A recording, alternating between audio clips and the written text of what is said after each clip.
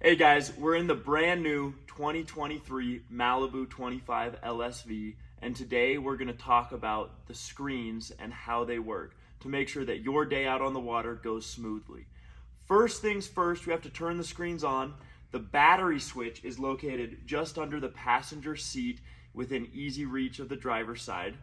Once the batteries are on, there's a power switch directly to the right of the steering wheel, and all you'll do is turn that on and you'll begin the boot up process for the screens. Now, if you notice, we have two screens in this boat. The upper screen is controlling all of the functionality of the boat, meaning the wave, the engine, the RPMs, the speed, while this left-hand lower screen controls all of the internal features of the boat. Lighting, music, docking, things like that. And so it's really nice and easy because they split the different functions. And so come a little closer and we'll go through all of the options these screens have, starting with the top screen. So this screen will be, every time you turn on the boat, it'll have a depth gauge and it'll have your speedometer as well as your surf options over on the right hand side. Now, your different menu options are along the bottom. This wave logo to the left of the main screen, this is all of your presets for surfing. They're really easy to use. Now, surfing's the number one thing people want to do. And so we're going to go ahead and select surf left. It'll highlight it, and then to actually change the mode of the boat, you actually have to click the load button. And so once you click load, it will automatically change your cruise control at the top here. 11.6 is the perfect speed for these boats, as well as automatically start filling your ballast tanks up. Now, the next menu over is your ballast menu.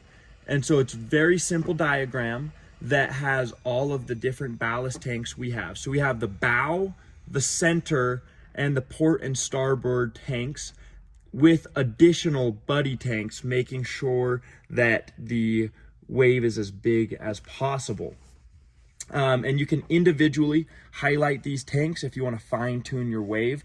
I recommend using the presets and the presets only. It'll give you the most consistent wave every single time. Now, over on the cruise control side of things, it is always going to be an option right here. And so you either turn it on or turn it off. You can go up or down, but I'd recommend 11.6 miles an hour.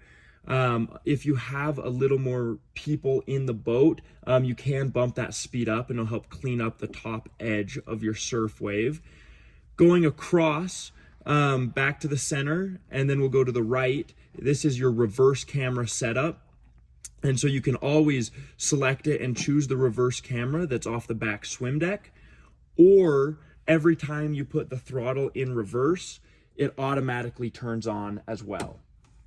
Then on the far side, it's a simple gauge cluster that will give you RPMs in the middle and your speedometer on the left. Now, what you noticed is that this far right-hand side of the screen never changed the entire menu options, and that's because they always want the surf modes to be easily accessible. And so up at the top, you have surf left, center, which is off, and surf right, that you can easily select between. And then the power wedge, which is how this wave is so amazing. 6 is the biggest and most deployed, and 1 is the smallest. And you can really feel the difference as you're surfing. You can also control the power wedge on the right hand side here, with surf left and right, as well as wedge up and down. And so really what this is going to take is you playing around with it on the water to fine tune what your style of surfing feels best doing. The last thing to talk about is how to get back home or get back to the dock after a fun day of surfing. It's really easy. All you're going to do is press this home button at the top left, and that'll automatically turn off your cruise control and drain all of your ballast tanks. Now that this top screen is done, let's go ahead and talk about the left lower screen. And it's really simple. The most important thing on a boat is the music. It's not the wave, it's not the people in it, it's making sure that you are listening to some loud music. And so the music icon at the very top left is the very first thing you'll click on. Every single time you do have to manually turn on the radio, and that is the top left power button on this screen. That'll automatically start the radio up. Once the radio is booted up, we'll have to turn that down here. Sorry about that.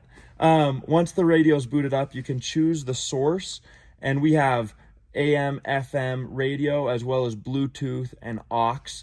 Everybody uses Bluetooth, and so you can go ahead and click on Bluetooth, and then you have your pair option right there.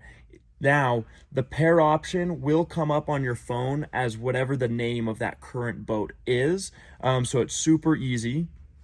The last thing to talk about with the music is the mixer here is where you can balance between tower speakers, interior speakers, as well as the sub, and you can turn those up all independently. Your volume, you can either click plus or minus on the left-hand side, or on the right-hand side of the steering wheel, there's a silver dial that you can turn up and down as well. The next option on the top of this left screen here is your lighting options. And so you can go through and turn on all of these different options, and it'll illuminate on the screen what lights are turning on or off. And there's also an all off button along the bottom. Then we have this kind of switch menu that will have your blower and your heaters and bilge pumps that you can turn on or off with the touch of a button. We're super excited for you guys to experience how easy these boats are to work, and are excited to get you guys out on the lake. Have a good one. See ya.